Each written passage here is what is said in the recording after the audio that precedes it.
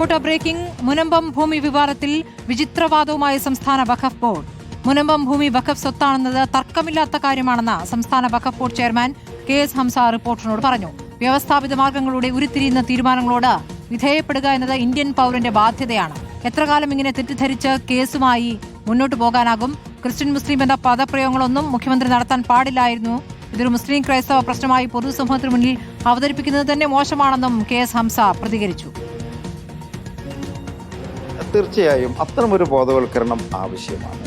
അവിടെ തെറ്റിദ്ധരിക്കപ്പെട്ട് എത്ര കാലം കേസിട്ട് പോകും? ഇതിങ്ങനെ പോയാൽ മതിയോ? ഈ പ്രയാസം കൊണ്ട് ഇതിനൊരു പരിഹാരം ഉണ്ടാക്കണ്ടേ? വ്യവസ്ഥാപിത മാർഗങ്ങളിലൂടെയുള്ള പരിഹാര നിർദ്ദേശങ്ങൾ ഏതറ്റം വരെ പോയേക്കാം, എവിടെ അവസാനിക്കും എന്നൊരു ധാരണ ബന്ധപ്പെട്ടവർക്ക് ഉണ്ടാവേണ്ടത് ആവശ്യമാണല്ലോ. അത്തരത്തിലൊരു ബോധവൽക്കരണം ഇവിടെ ആവശ്യമായി വരുന്നുണ്ട്. ദീപിക മുഖപത്രത്തിൽ പറഞ്ഞതൊക്കെ വളരെ വിഷലിപ്തമാണ്. ബഹുമാന്യായ കേരളത്തിൻ്റെ മുഖ്യമന്ത്രി ക്രിസ്ത്യൻ മുസ്ലിം എന്നൊന്നും പദപ്രയോഗങ്ങളെ നടത്താൻ പാടില്ലായിരുന്നു എന്നാണ് എൻ്റെ വിനീതമായൊരു അഭിപ്രായം. ഇതൊരു മുസ്ലിം ഇഷ്യൂവും ക്രൈസ്തവ ഇഷ്യൂ ആക്കി മാറ്റാൻ ശ്രമിക്കുന്നു എന്ന രീതിയിൽ ഈ പൊതുജനങ്ങളുടെ മുമ്പിൽ അവതരിപ്പിക്കുന്നത് തന്നെ മോശമാണല്ലോ. ഇതൊരു വസ്തുതർക്കമാണ്. ആ വ്യവസ്ഥാപിത മാർഗങ്ങളിൽ നിന്ന് ഉരുത്തിരിഞ്ഞു വരേണ്ട അന്തിമ തീരുമാനത്തെ കാത്തിരിക്കുക, അതിന് വിധേയപ്പെടുക എന്നുള്ളത് ഇന്ത്യൻ പൗരന്റെ ബാധ്യതയാണ്. മുബഷീർ P. അക്ബർ വിവരങ്ങളുമായി. മുബഷീർ, ഇപ്പോൾ കഴിഞ്ഞ സർക്കാർ നിയമിച്ച വഖഫ് ബോർഡ് 8ന്റെ പണി നൽകുന്നു എന്നാണ് ഇന്നലെ മുഖ്യമന്ത്രി വാർത്താസമ്മേളനത്തിൽ പ്രതികരിച്ചത്.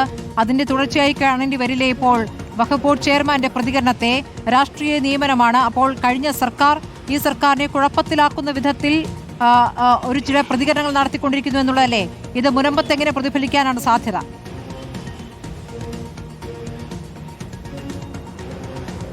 കഴിഞ്ഞ സർക്കാരിന്റെ കാലത്ത് വഖഫ് ബോർഡ് സ്വീകരിച്ച അതേ നിലപാട് തന്നെയാണ് വഖഫ് ബോർഡിന്റെ പുതിയ ചെയർമാനായിട്ട് പദവിയിലേക്ക് എത്തിയ KS ഹംസയും സ്വീകരിച്ചിരിക്കുന്നത്. നേരത്തെ തന്നെ വഖഫ് ബോർഡ് പറഞ്ഞിരുന്നത് മുനമ്പത്തെ ഭൂമി അത് പൂർണ്ണമായിട്ടും വഖഫ് സ്വത്ത് തന്നെയാണ്.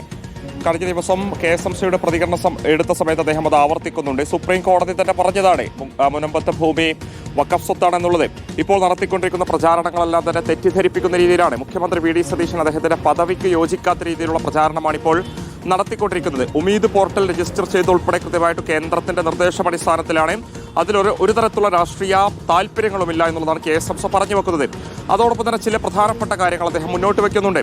മുനമ്പത്തെ സംബന്ധിച്ച് വലിയ വിമർശനം വഖഫ് ബോർഡിനെതിരെ, സംസ്ഥാന സർക്കാരിനെതിരെ മുനമ്പത്തെ ഭൂസമിതി അവിടെയുള്ള ജനങ്ങൾ ഉന്നയിക്കുന്നുണ്ട്.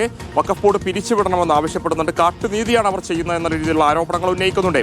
ആ മുനമ്പത്തെ ജനങ്ങൾക്കിടയിൽ ഒരു ബോധവൽക്കരണം ആവശ്യമാണ് എന്നുള്ളതാണ് KS ഹംസ പറഞ്ഞു വെക്കുന്നത്.